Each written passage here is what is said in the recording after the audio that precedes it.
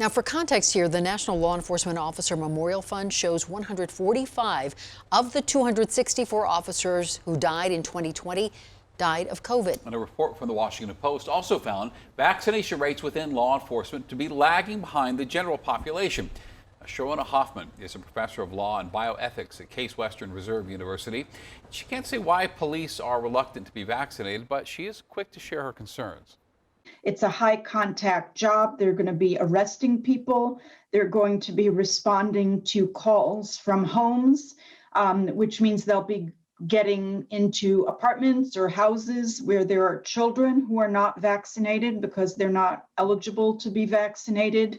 They'll be coming up to people's cars, talking through open windows. It's a very high contact job, and a lot of the people they come in contact with are vulnerable. They're in jail, they're elderly, they're children who are not vaccinated. All right, now let's go a little deeper here. Many departments and agencies are reluctant to ask workers if they've been vaccinated. Often they argue it's against an employee's rights. However, employers have rights too, and ultimately they do have a right to ask. That is a job-related query, and the Americans with Disabilities Act says you can ask job-related queries to make sure people can do the job safely and don't endanger anyone else.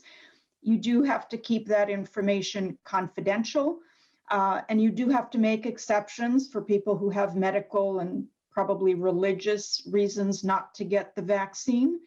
But the Equal Employment Opportunity Commission itself has said that employers can require people to get vaccines or ask for proof of vaccines.